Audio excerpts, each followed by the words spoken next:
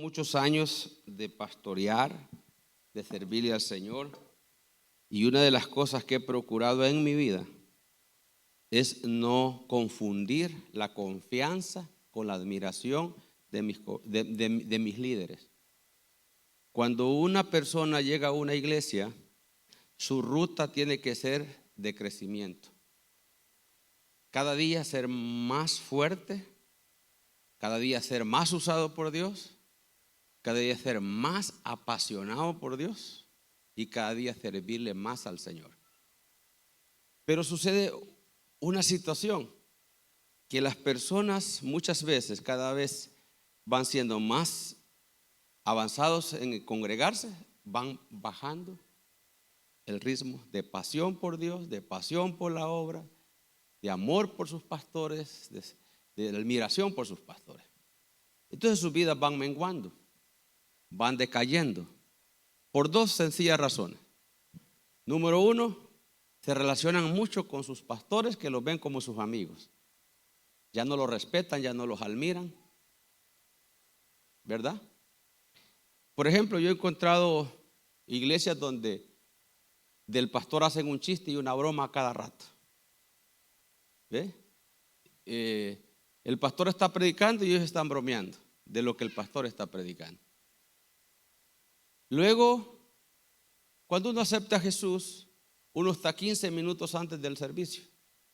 A medida el tiempo va pasando, a la alabanza llego. O sea, tarde.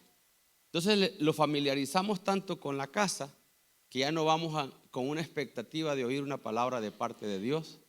Que Dios nos sorprenda, que Dios nos empodere. Un día iba por el pasillo yo, antes de predicar, y me encontré un líder de mi iglesia caminando por el pasillo tomándose una soda. No le dije nada, por supuesto. Lo dejé tranquilo. Pero una vez que salimos, él me contó una situación y me dijo, ¿cuál será el problema? Bueno, le digo, una vez yo iba caminando por el hall, ya había pasado la alabanza, se estaban recogiendo las ofrendas, después yo entré a predicar y vos estabas tomándote una soda en el vacío. Cuando vos vas a dar un paseo a la iglesia, Dios no tiene por qué preocuparse por tus necesidades, porque es la falta de respeto a Dios. Respeto es honra. Cuando uno honra a Dios con su vida, Dios lo honra a uno con las bendiciones. Dios no tiene por qué moverse por mi necesidad, porque si Dios se moviera por mi necesidad, yo no tendría nunca una necesidad, porque Él es un buen papá. Él como papá se mueve por el nivel de honra que yo le tengo a Él. Eso lo vamos a escudriñar el día de hoy. En esta casa, ustedes tienen un pastor y una pastora, sus pastores. El día que ustedes dejen de admirar a su pastor y a su pastora, van a comenzar a empobrecer. Porque la unción que está en una casa no está por la oración de los intercesores. No, señores, esa es una mentira. La unción en una casa está por el hombre que Dios puso para bendecir esa casa. Es más, si una persona es intercesora de un ministerio, tiene que estar bien conectado con el pastor para que pueda fluir. De lo contrario, no fluye. Porque Dios trabaja bajo de un orden gubernamental. Jesús dijo, y cuando este evangelio del reino sea predicado en todas las naciones, vendrá el fin. No dijo cualquier evangelio, dijo este del reino. Y el evangelio del reino tiene un orden. En todo lugar donde no se respeta el orden de Dios, ese lugar está en caos. Ya sea en un hogar, ya sea en una compañía, en un negocio, en una institución X, no hay orden, hay caos. Hay orden, hay bendición. Entonces, en una iglesia es igual. Una vez escuchaba a un hombre de Dios y que decía, que es muy reconocido y con los años ha dado testimonio que es un hombre que se mueve en el orden de Dios por todo lo que ha hecho en un tiempo de 30 años. Y él decía esto, si la unción reposara en un templo, entonces los milagros sucederían y el crecimiento sucedería con irse a sentar a una banca de un templo.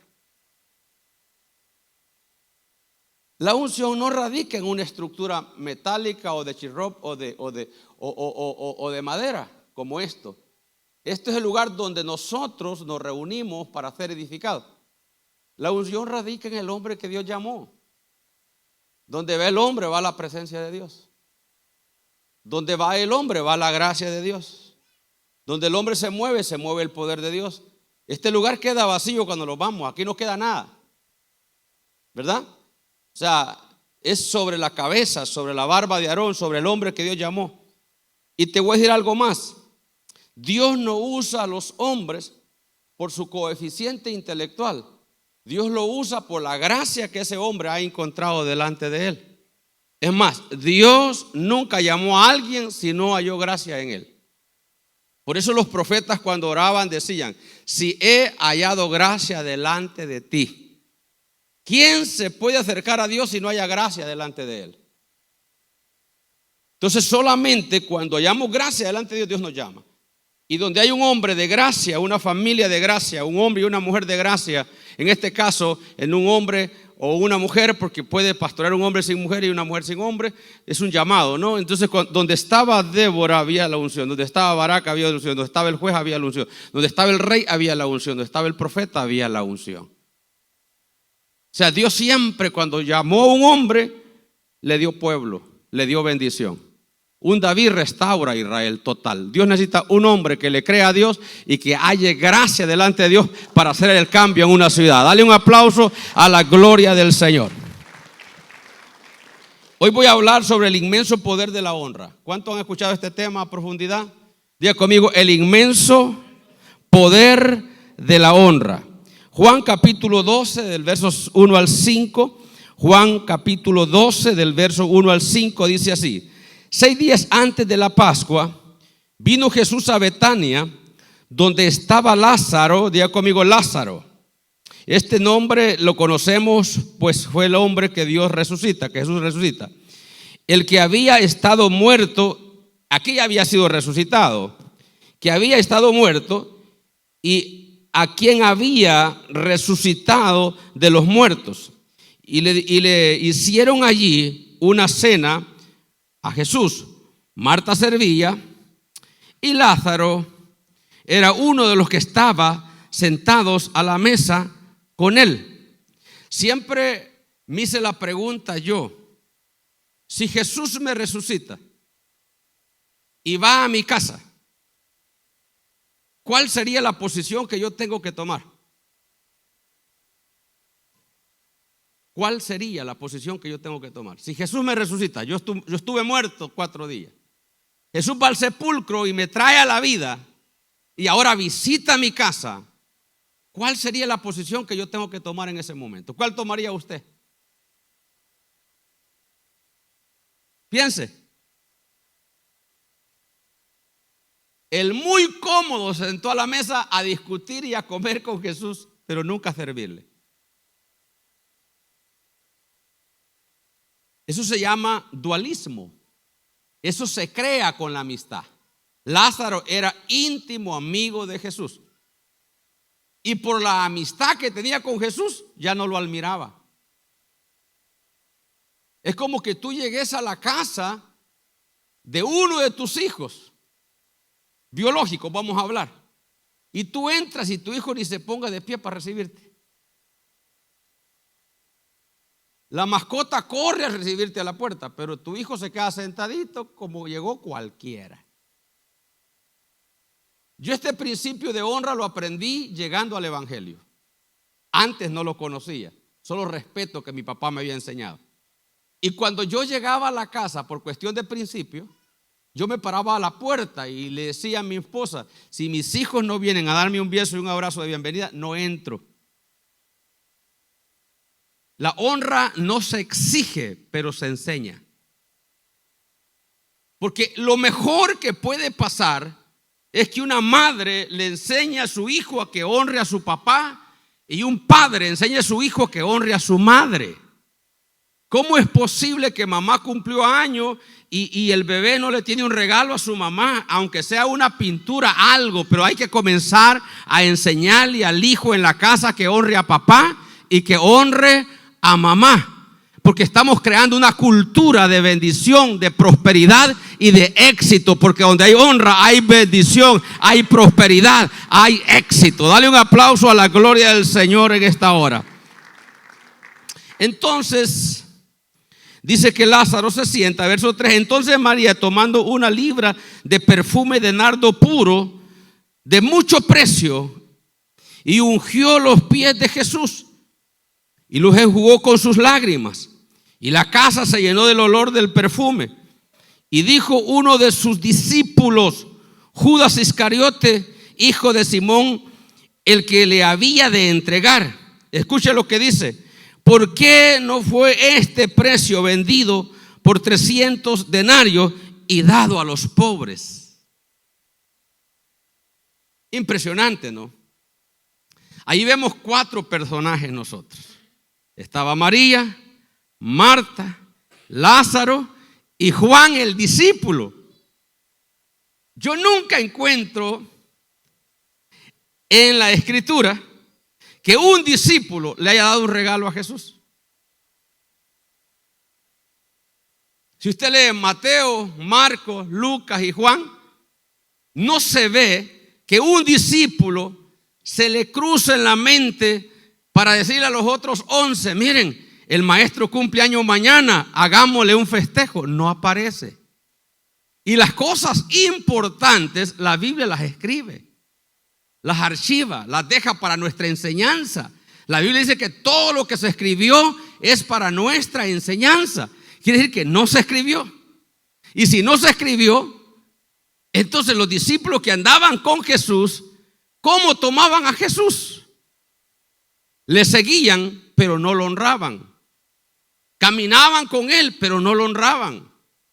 Y en este caso, Marta se enfoca en hacerle algo de comer. Ya es un nivel de honra. Pero aunque Dios mismo, Jesús mismo le dice, está bien, pero hay una mejor. Pero María hace la parte más correcta. Dice que fue a su cuarto, sacó un bote de alabastro, de un perfume puro, refinado, que valía 300 denarios. 300 denarios era el sueldo de un trabajador de un año, porque en ese tiempo al trabajador se le daba un denario por día. Eran 300 días de trabajo. Ella lo toma y con ese perfume unge a Jesús, y luego con sus lágrimas y lo enjuga con sus cabellos. Es un nivel de honra extraordinario. Pero cuando tú vas en la Biblia atrás, María había estado endemoniada y Jesús la había liberado. Porque Marta, María y Juan, y Lázaro eran sin padre y sin madre en una ciudad llamada Betania. Ellos no tenían papá, no tenían mamá, eran huérfanos, vivían solos. Y Jesús quiso tomarlos como sus amigos personales. Siempre que Jesús iba al sur, él entraba, antes de llegar a Jerusalén, él entraba a la aldea de Betania para pasar un tiempo con ellos tres. Betania de Jerusalén está como a unos 30 minutos a pie.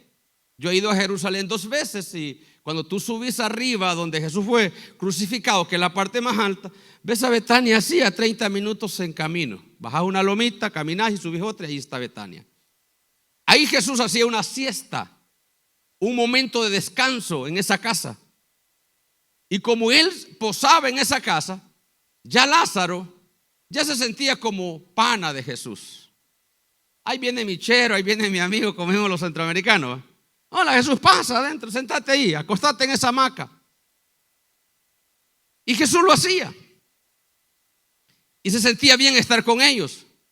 Pero llegó una visita inusual, que fue la última visita que Jesús les hizo. Miren, les voy a enseñar algo hoy. Hay tiempos, de momentos y momentos. nosotros no sabemos cuándo nos vamos a ir de esta tierra. Sabemos el hoy, no el mañana. No sabemos, cualquier momento nos toca partir, y qué galán que todo el mundo muriera de vejez. No, un accidente nos saca de este mundo.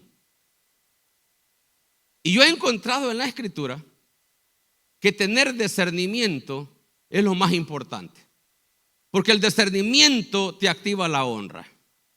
En ese momento, como se encontraba Jesús con gente conocida, con gente que lo conocía, ellos pensaban que podían predecir los momentos por la amistad. Hay personas que te van a decir, yo a usted ya lo conozco. Nadie conoce a nadie. Porque Dios puede cambiar la vida de un hombre de un día para otro. Porque Dios muda los tiempos y las edades. Nadie te conoce más tú a ti mismo y el Dios que te sustenta a ti. De ahí nadie te conoce. Esa palabra, yo conozco a fulano, no.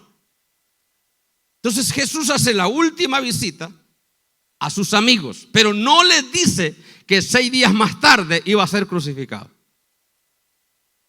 ¿Cuántas veces hemos tenido el honor y el privilegio de sentarnos con personas y por no tener discernimiento con quien nos sentamos, nos hemos familiarizado y nos hemos sentado a contar chistes y a decir tanta cosa que no tiene sentido, en vez de decir, impártame, háblame de sus principios, bendiga mi vida? Hermanos míos, sentarse con un ungido de Dios es lo mejor que te puede pasar a ti. Vamos, dale un aplauso a la gloria del Señor. Yo camino con mucha gente, me siento con mucha gente, hablo con mucha gente. Y hoy que estaba en Ensancha, tuvimos un encuentro sobre retiro pastoral. Habíamos más de 3,500 pastores en Casa de Dios. Benny Hinn dio una impartición. Y Benny Hinn habló del tema del Espíritu Santo. Y habló una parte que a mí me impresionó. Y es que él le ha servido por 50 años al Señor. Por 50 años ha caminado con el Espíritu Santo, con evidencia pura. Y él dice, yo nunca he tenido más acercamiento al Espíritu Santo como hoy. Caminé con él 50 años ya. Puede ser que esté a punto de partir, pero yo estoy aquí hoy para impartir esa unción que Dios me ha dado sobre aquel que todavía tenga sed de Dios. ¿Sabe qué me impactó a mí? 2 cosas. Número 1, me impacta que camina 50 años con el Espíritu Santo y nunca se divorcia de él. Y ha pasado circunstancias que yo a ver para dónde hubiera agarrado. Pasó la más difícil, que su esposa le dijo, ya no te quiero y me divorcio de ti. Y él dice, ese momento, en vez de llorarle que se quede, en vez de llorar porque se va, en vez de decirle, Señor, ¿por qué me lo habías escondido? ¿Por qué no me lo habías dicho? Fui a la recámara secreta y le dije, si tú no te vas, yo quedo bien.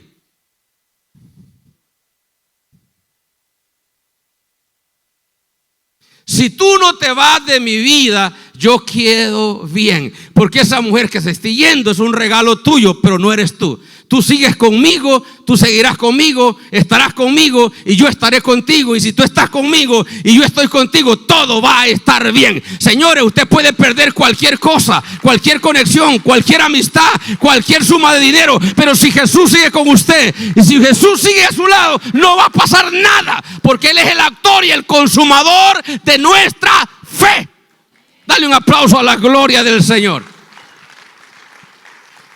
Entonces yo traigo a mi mente, porque yo tengo 36 años de servirle al Señor, y yo siempre, mi oración ha sido esa: Señor, no permitas que yo le reste importancia a tu palabra, a tu presencia, porque es lo más difícil, perderlo.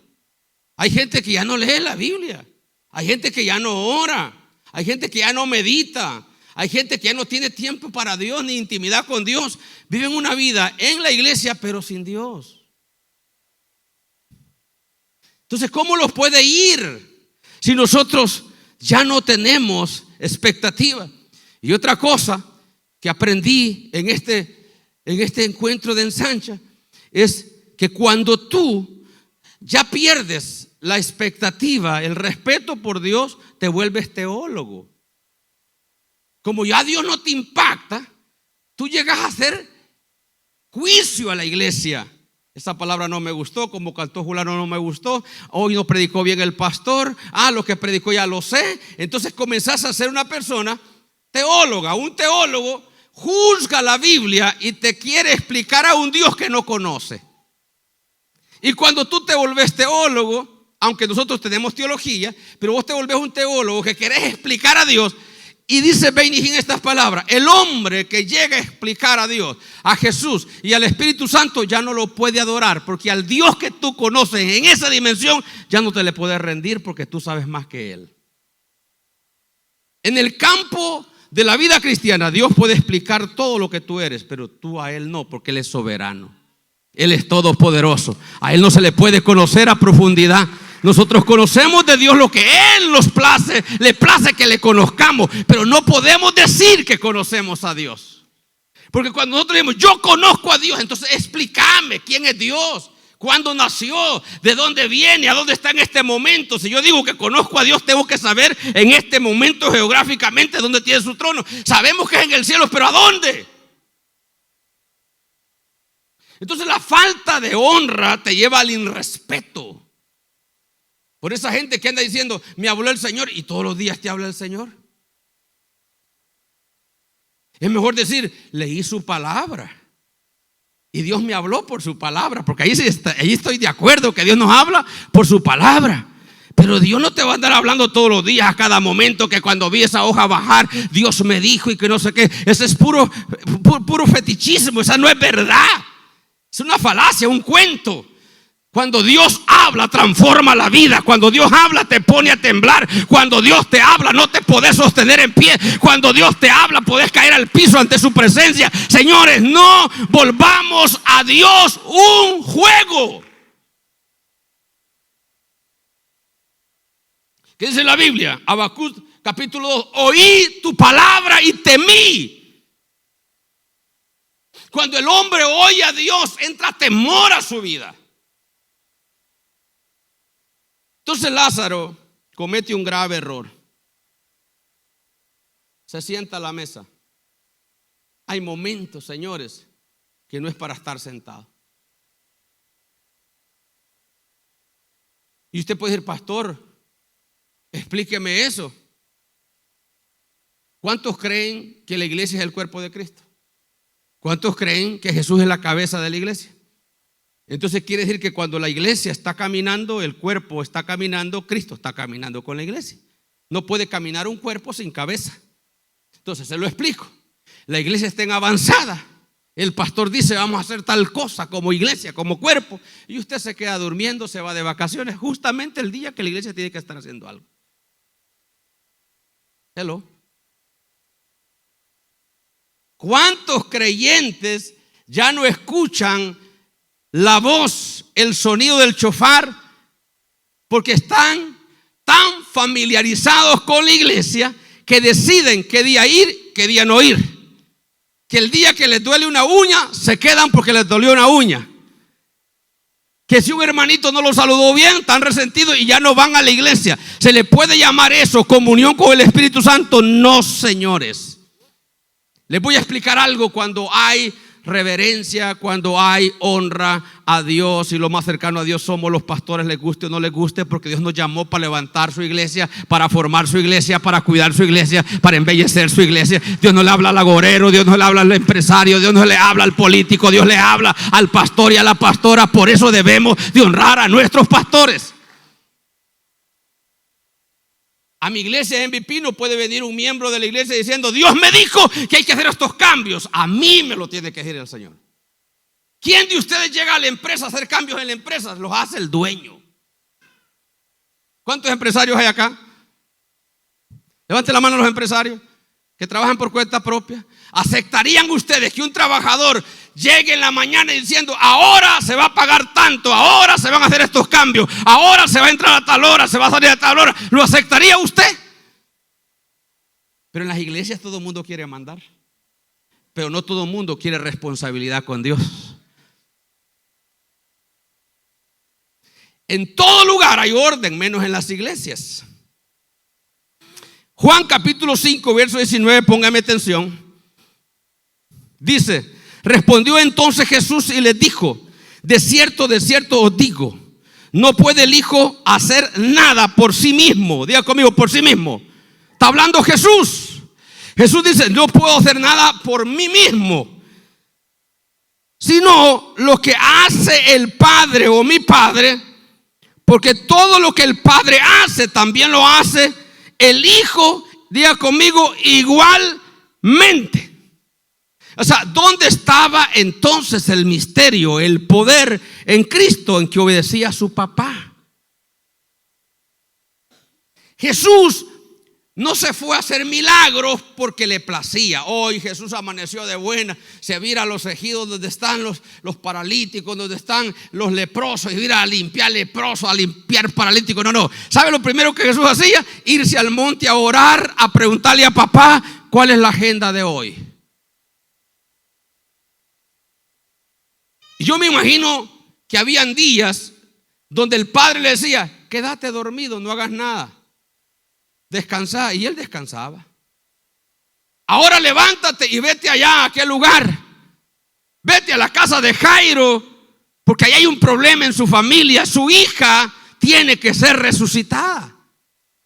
Lo está diciendo Jesús, que no hacía nada si no veía al Padre hacerlo, porque él hacía las obras que el Padre hacía igualmente. Eso se llama honra. Jesús nunca hacía nada por su propia cuenta. Todo lo consultaba a su Padre y su Padre le enviaba a hacer las cosas. Más adelante dice: como el Padre me envió a mí, así los envío yo a ustedes. Vayan y hagan discípulos a todas las naciones. Vamos, dale un aplauso al Señor. El mismo comando tenemos nosotros como pueblo de Dios. El mismo, ni uno más que otro. Y así como el Padre ha estado conmigo, dijo Jesús, yo estaré con ustedes. ¿Sabe cuál es la pobreza más grande de los cristianos? Ya sea física, espiritual, económica, lo que sea, relación con Dios, relación con familia. El caminar sin Cristo. Se levantan en la mañana, toman su carro, van por donde quieren, hacen lo que quieren, toman las decisiones que quieren, pero nunca consultan a Dios. Tener la sensibilidad es cuestión de honra. Yo recuerdo una vez que estaba en Miami, estaba un congreso y estaba Charles Difon en ese momento enseñando. Un hombre que Dios llama, que era una carrera para ser científico, y Dios le dice: no sigas esa carrera, ven, sírveme a mí. Yo te quiero usar para sanar enfermos, para que prediques mi palabra. Y él escucha a Dios y le obedece. Y contó muchas cosas maravillosas. Pero lo que a mí me impacta y nunca se me va a olvidar es que él iba caminando por un lugar donde había muchos bazares, en un lugar llamado España, un país llamado España. Y dice que vio un bazar donde hay solo zapatos europeos de cuero muy lindos. Y dice que se vio los suyos y dice: voy a comprar estos. Entra y pide cuánto valían los zapatos. El precio no era el problema.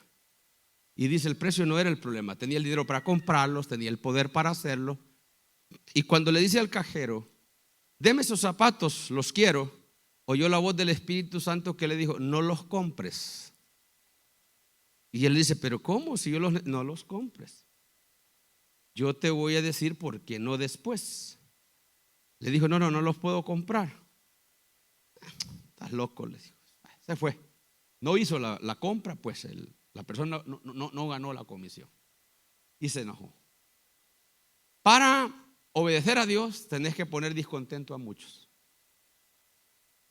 Y nosotros no nos gusta discontentar a nadie, no nos gusta estorbar a nadie. Pero él siguió caminando cuando el Espíritu Santo le dijo: ese dinero que andas, yo te lo di. Y lo que yo te lo di, lo que yo te doy, yo te enseño cómo manejarlo. El problema de ustedes, le dijo, es que todo lo que yo les doy lo usan en un término de absolución, o sea, absolutamente a discreción de ustedes. No me piden a mí cómo manejarlo. Ustedes solo son mis ayudantes. Yo soy el que decido en la vida de ustedes en cosas tan pequeñas. Y él le dice, Señor, pero ¿cómo me vas a enseñar en cosas tan pequeñas? Le dijo, nunca me vas a entender en las cosas grandes si no me te comienzo a enseñar en las cosas pequeñas. Nosotros tenemos que aprender de Dios desde lo más básico, desde lo más pequeño. Si los creyentes desde que aceptamos a Jesús tuviéramos esa calidad de vida de entender a Dios desde lo más básico, llegaríamos muy lejos. El problema es que los perdemos en el camino.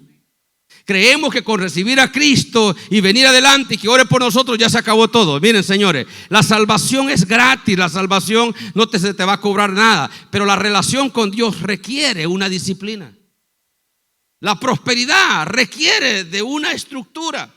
Nadie prospera por prosperar en el evangelio, nadie crece por crecer. Dios siempre te va a llevar de proceso en proceso, en proceso y en proceso. Si vemos esta historia nosotros, de estas 4 personas, Judas, ¿cómo terminó? ¿Cómo terminó Judas? Pero tuvo al maestro 6 días antes de venderlo.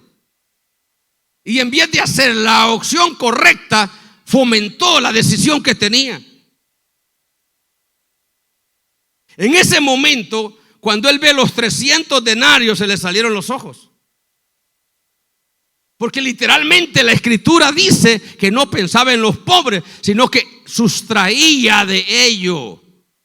En otras palabras, Judas, la debilidad de él era el dinero.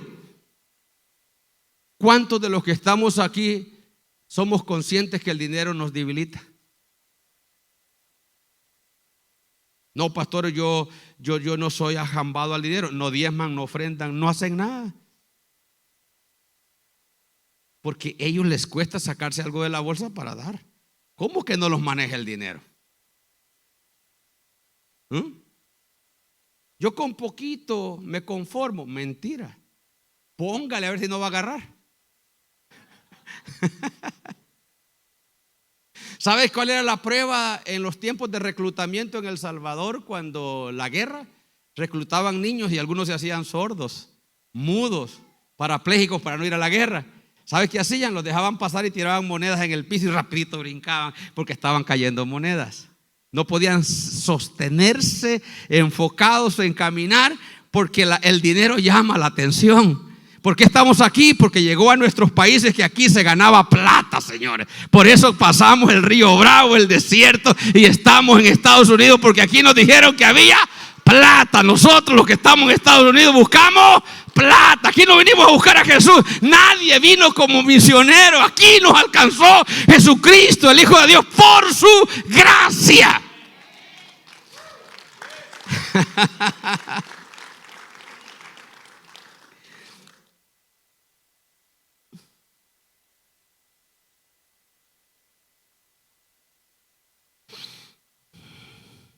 Miren,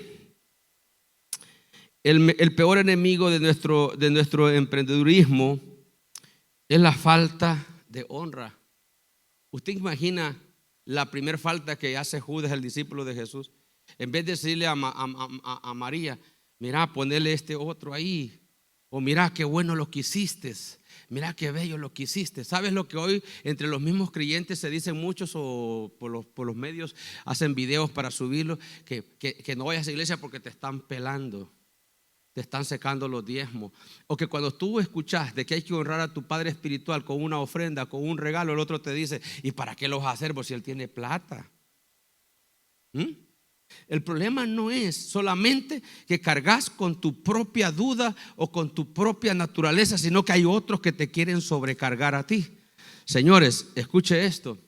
Algo que admiro de María es que cargó con su propio despojo y todavía venció la crítica de Judas. Y Judas no era cualquier persona. Judas era el hombre de mayor confianza de Jesús. sea, como un Rudy para mí, pues más de que vos me quieras dar una ofrenda y Rudy te llame, ¿y para qué le vas al pastor vos? Si yo lo conozco, tiene plata, eso no es necesario vos. ¿Por qué no la mandás para este ser mejor? ¿Por qué la mandás para aquel? Es igual.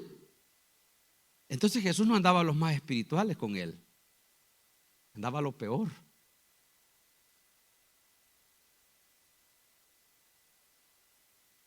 A veces hay gente más justa allá afuera que adentro de la iglesia. ¿Por qué entonces Jesús llamó a esos hombres? ¿Porque eran los mejores o porque Jesús nos quería demostrar que de lo peor podía hacer lo mejor? Dale un aplauso a eso. Pablo dice: ¿osa alguno de vosotros morir por el bueno? Pero Cristo nos enseñó que Él murió por los malos, por los que no le buscaban. Él los buscó. Nosotros nos estamos diciendo: no, pero cuando yo busqué a Dios, no, fue Dios que lo buscó a usted. Él dijo: nadie puede venir a mí si el Padre no les ha enviado del Padre. A usted primero le dio una palmadita el Padre: va, acércate a mi hijo. El Espíritu Santo, acércate a mi hijo, Él te va a salvar. Y venimos por la gracia del Espíritu Santo, por el toque del Padre, venimos a Jesús. Y luego les dice: ustedes no me eligieron a mí, yo los elegí a ustedes. Si ustedes no me andaban buscando, ustedes todavía andando con ustedes me mezquinaban todo. Está bien que el hombre y la persona de allá afuera que no conoce nada de Dios sea mezquino, pero no los de adentro. ¿Estamos aprendiendo algo hoy? La resistencia más grande no está afuera, está adentro. Porque es más creíble el de adentro que el de afuera. Una persona no cristiana te dice a ti: no honres a tu pastor, no le pones importancia, pero que te lo diga el más cercano al pastor. ¿Ah? Entonces Jesús se aparta. Jesús cuando oye eso y ve eso, le dice a los discípulos suyos: déjenla que lo haga. No la molesten, no la perturben, no la maltraten, porque lo que esta mujer está haciendo, en otras palabras, lo deberían de hacer ustedes. Lo que esta mujer está haciendo, les dice, lo está haciendo para mi sepultura. Jesús fue ungido 3 veces. Y la última vez fue ungido por esa ex ramera que se convierte a la gracia, reconoce la gracia y es agradecida. Y se le revela que el Jesús que está ahí pronto va a ser llevado a la cruz y le quiere dar la última ofrenda de honra, que es perfume. Dicen los historiadores que cuando Cristo fue a la cruz, el perfume todavía estaba intacto, porque era nardo puro. Y un perfume de nardo, tú lo pones en una camisa, al año la sacas del closet y todavía huele. Valía 300 denarios. Un día de esto alguien me regaló un perfume Louis Vuitton de $500. Yo me alegré. Pero imagínate, en aquel tiempo uno de 300 hoy valiera $5,000, $20,000. O sea, un año ¿cuánto gana el promedio de un año de trabajo? Un trabajo regular, ¿cuánto ganan las personas en un año? Hoy. Vaya, entonces un perfume de $30,000 a Jesús. ¿Alguno de ustedes le ha dado una ofrenda de olor fragante al Padre así? Y no era una mujer rica, era huérfana. No tenía marido, no tenía hijos para que le proveyeran. Eso lo había ganado lavando ajeno, ahorrando. Y para una persona de esas, ahorrarse un año de trabajo, hay que trabajar 5 por lo menos para ahorrarse un año, extralimitándose. ¿Sabe qué dicen los eruditos? Que cuando Cristo comenzó su ministerio, a la primera visita ella dijo: voy a ahorrar para darle el mejor regalo a la salida. Porque cuando esa mujer fue liberada, fue en la primera visita de Jesús. O sea, ella tomó el evangelio en serio. Usted sabe, escúcheme bien lo que están acá, que toda ofrenda que usted ha dado y va a dar, van a un depósito. Y cuando esas ofrendas y esas honras que usted hace para Dios y para sus autoridades superiores va a un depósito, hay un salmo que dice: Dios haga memoria de tus ofrendas en el día de tu conflicto. ¿Sabes cuándo esas ofrendas se activan? Cuando usted está pasando necesidad. Cuando usted está pasando necesidad, las ofrendas brincan así arriba y comienzan a hablarle las ofrendas a Dios de usted. Este hombre es generoso, esta mujer es generosa, ha hecho esto, ha hecho esto, ha hecho esto. Entonces Dios no puede quedarse paralizado. No son las lágrimas que dejas en el púlpito. No son las lágrimas. Aquí vengo, Señor, como una cucaracha ya aplastada, Señor. Aquí vengo moribunda. Escúchame. Estás orando desde la necesidad, no desde el fruto de la honra. Señores, las personas de honra ni tienen que orar por una casa, por un carro. No tienen que orar por nada, porque Dios les provee, Dios les da en abundancia. No has pedido cuando Dios ya lo tiene por delante, porque Dios responde a la honra de sus hijos. Dale un aplauso a la gloria del Señor. ¿Cuántos amamos a Jesús? Cuando Jesús caminaba por la tierra, Jesús caminaba con un espíritu de rey, no como un espíritu de mendigo. Él nació en Belén de Judea, nació en un pesebre, pero nunca saludó desde el pesebre. Él siempre saludó desde el cielo. Él sabía que esa era una circunstancia, pero su origen estaba allá arriba. Por lo tanto, cuando Jesús caminaba, siempre caminaba con una mentalidad de rey. Y más, imagínate que Jesús en la tierra ni papá tenía, era un padrastro, porque era fruto del Espíritu. Solo tenía una mamá. Pero él nunca saludó como una persona que no tenía quien por él. Siempre saludaba como el Hijo de Dios. Entonces nunca saludaba de su condición, sino de su posición. La posición de él era hijo. La condición era que no tenía, pero la posición era que era hijo del Padre. Y un día le dicen: Jesús, ahí andan diciendo que no has pagado los impuestos. Si hubiera actuado desde la condición, Jesús hubiera dicho: no tengo para pagarlo, vayan a prestar. Él actuó desde la posición: soy hijo de Dios. Le dijo: Pedro, toma una vara, vete al mar, tírala, vas a agarrar un pez. En las agallas del pez viene un estatero, y en el estatero vienen 2 dracmas. Paga tus impuestos y paga los míos, para que esta gente no esté hablando de nosotros. Vamos, dale un aplauso a Jesús. Jesús actuaba desde su posición, y cuando actuamos desde nuestra posición, no hay nada caro ni nada barato. Es cuestión de honra, señores. Es cuestión de posición. Emergemos desde lo que somos, no de lo que estamos pasando. Miren lo que dice 1 Samuel 2:30. Por lo tanto, Jehová Dios de Israel dice: yo había dicho que tu casa, diga conmigo la casa, diga conmigo la familia, que tu casa y la casa de tu padre andarían delante de mí perpetuamente. Mas ahora ha dicho Jehová: nunca yo tal haga, porque yo honraré a los que me honran, y a los que me deshonran los tendré en poco.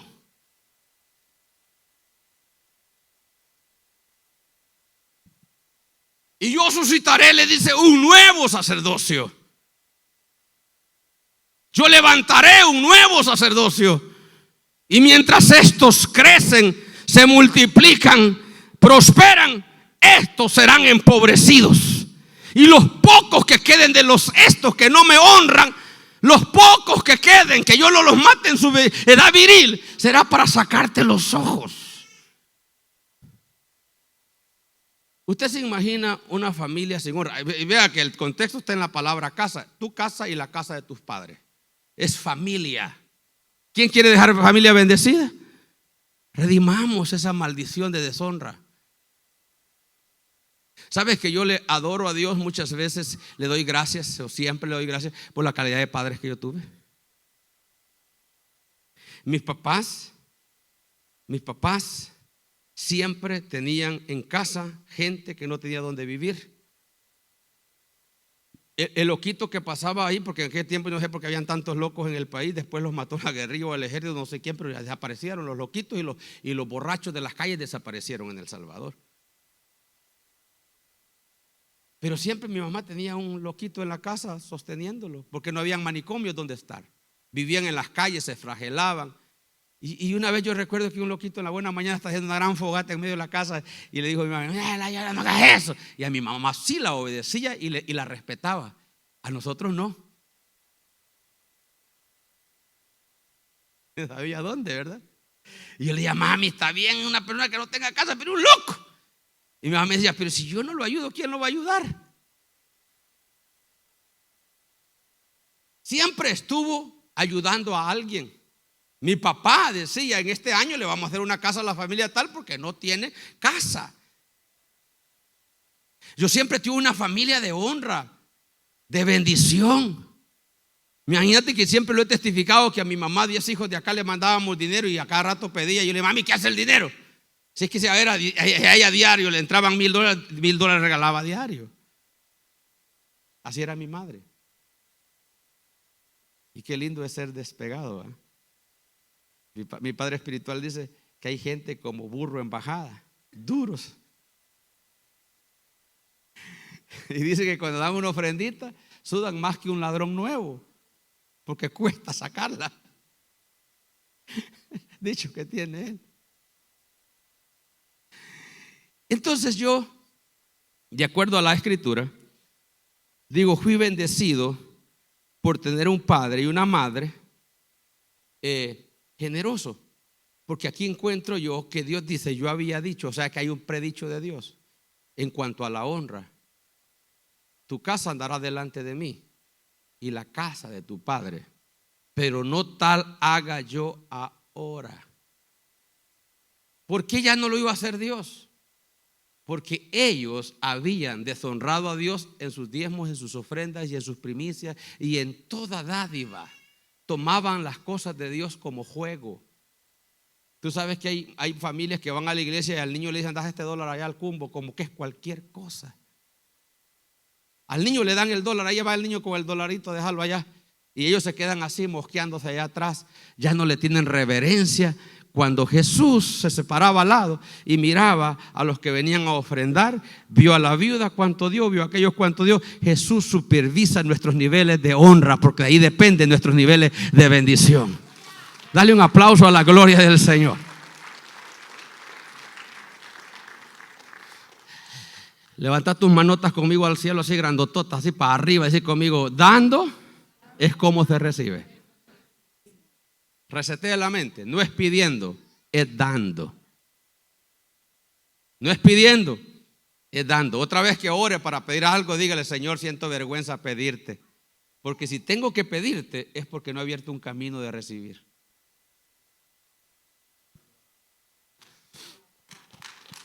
Sí, Señor. Fíjate que yo iba para, no sé para dónde íbamos, vamos, para Nueva York a predicar. Iba yo, iba Rudis, iba Juárez. Ellos me acompañaron y me acompañan. Y íbamos a predicar. Y la Suburban que yo andaba, estaba quebrado acá, pero me la habían regalado una del 2014 y yo andaba contento con mi Suburban, ¿no? Y yo dije así, ¿ves? Este año me saco una nueva porque me la saco. Yo le dije a Mari, prepárate porque vamos a pagar la casa del Salvador y entonces voy a sacar la Suburban porque yo quiero una Suburban nueva. Solo eso dije yo. No la estaba pidiendo. Yo le dije a ellos para que viajemos más cómodos. Ajá. Y hace unos meses me llaman y me dice que alguien lo lleve a tal lugar y me tenían una sorpresa, una Suburban nueva y me la regalaron. Ahora, yo estoy muy agradecido porque me regalan una Suburban. Estoy contento porque me regalan una Suburban, pero estoy claro que me la regalan porque no soy codo.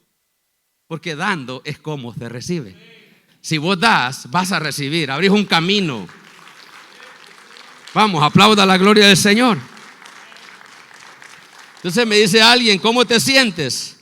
Y yo le digo, motivado para seguir esta ruta.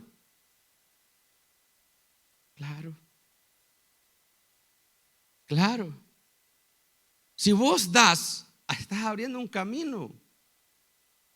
Hoy venía, en cosas pequeñas Dios te habla. Hoy venía para acá, se me manchó la camisa, pero la profeta Vilma me llevó 2 nuevecitas a la iglesia y me cambié. O sea, cuando vos das, recibís en todo lugar, en todo momento y de cualquier persona. Vamos, dale un aplauso a la gloria. Les estoy hablando algo que yo vivo. Fui a Ensancha, al Salvador, pero me fui por Salvador y para entrar a Guatemala.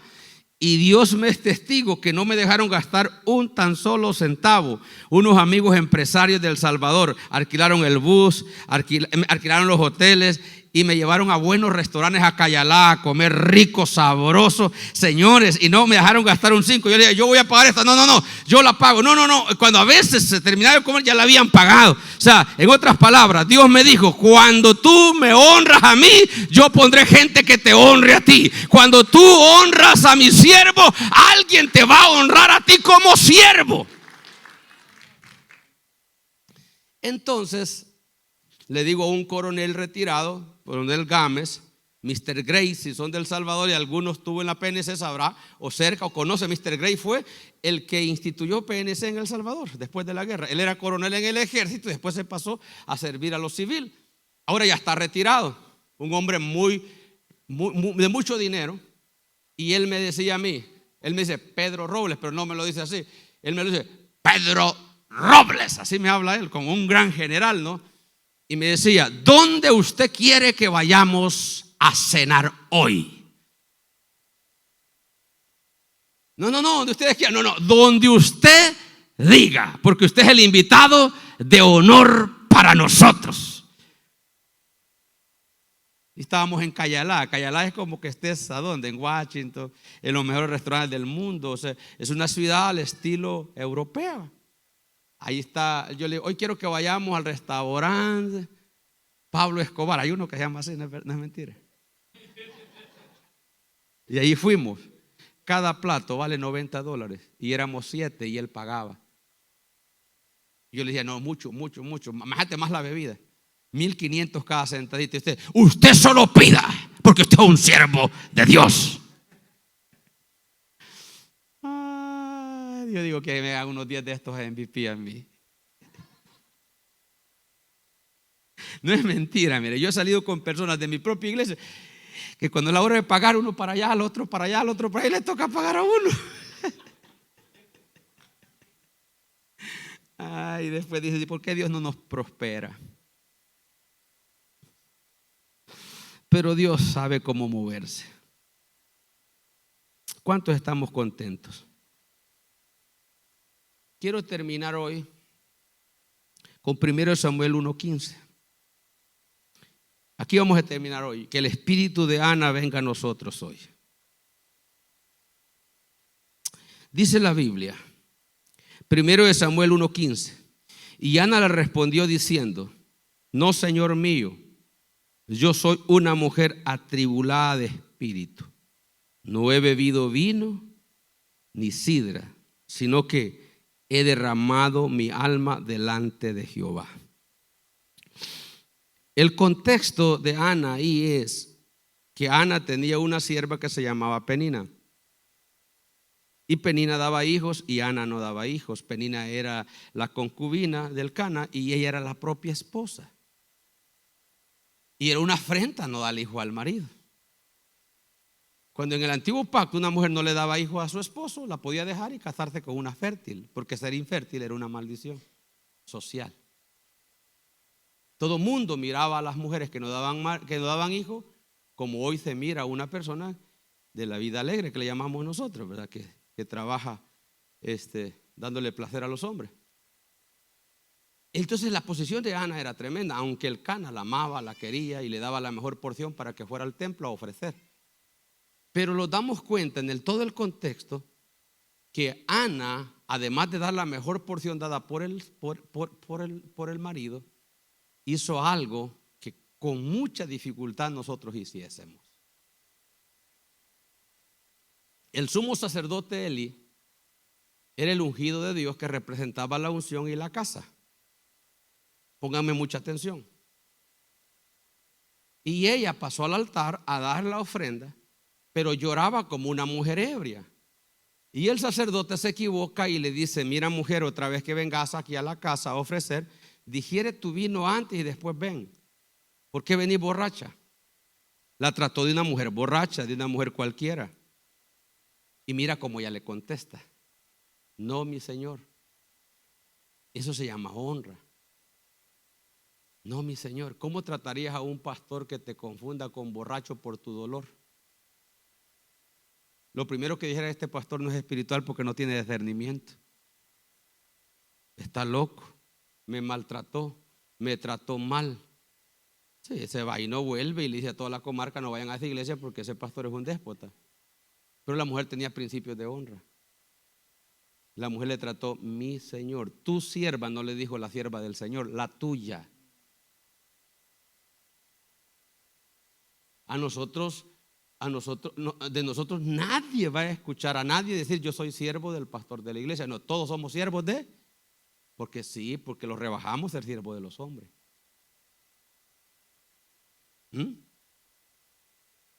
Yo tengo un amigo que lo quiero mucho y varios pastores me han preguntado a mí, hasta celositos se sienten, que es mi amigo Luis.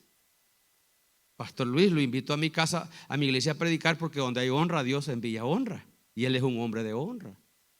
Y un día me dijo: mira, Pedro, yo voy a ser tu servidor vitalicio, me dijo. Vitalicio es un término que es para siempre. Entonces le digo: ¿estás seguro? Sí, me dijo. Él es empresario, es pastor, es esposo y es padre.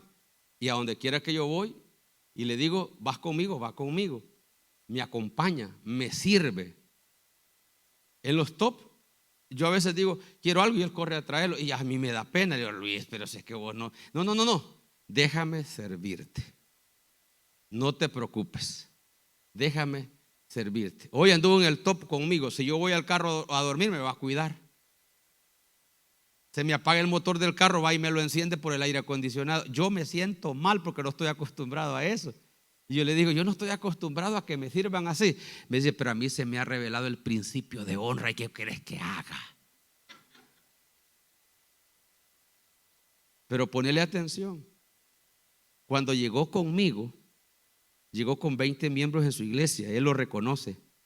Y yo lo tomo y le voy a dar unas enseñanzas. Y luego: mira, Luis, tú tenés que comprar templo. Y ya compró. Primero que yo estoy luchando por construir una casita. Él ya compró templo. Tercero, está haciendo todo para construir el templo más grande. Y me dice: mira, Pedro, el arquitecto llega, un americano, y me dice: yo te voy a ayudar. Y me hace todo, me destraba el terreno, me lo pasa al sistema ¿cómo se llama?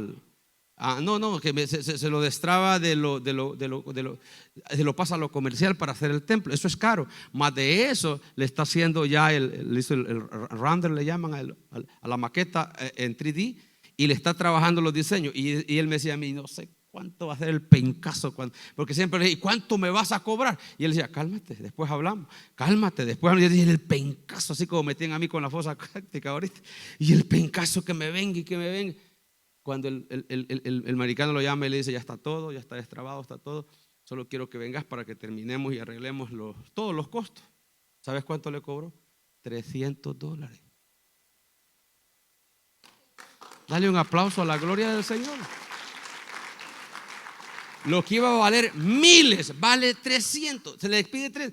Mira, papá, lo que tú sembras en el reino, Dios te lo multiplica, te lo triplica, te da súper en abundancia. Dale un aplauso grandotote al Dios todopoderoso. Pónganse en pie todos. Hay dos maneras, voy a terminar hoy con esto. Hay dos maneras de vivir el evangelio. Dos maneras. Yo lo encontré en todos estos años que he sido cristiano, y cada día lo voy entendiendo más. Hay dos maneras: con la fuerza bruta o con la gracia de Dios. La fuerza bruta se necesita alto nivel de capacidad. La fuerza bruta se necesita quemar pestañas. La fuerza bruta necesita de que ores a todo pulmón y a todo galillo a toda hora para poder alcanzar un milagrito. La gracia solo quiere una cosa: principio de honra. Yo en Guatemala a unos discípulos de Casa de Dios les enseñé un solo principio que en mi iglesia me ha costado enseñar, porque yo sé que hay gente que no me lo va a entender. Pero como estas personas eran empresarios, discípulos de Cash, entonces estos van a entender lo que yo les voy a decir, porque ese fue el principio que me pidieron que les enseñara. Y yo se los pude enseñar con libertad. En mi iglesia yo no lo puedo hacer todavía porque hay gente que no está capacitada para escucharlo. Y no lo puedo enseñar porque me van a confundir. Pero a ellos se los enseño.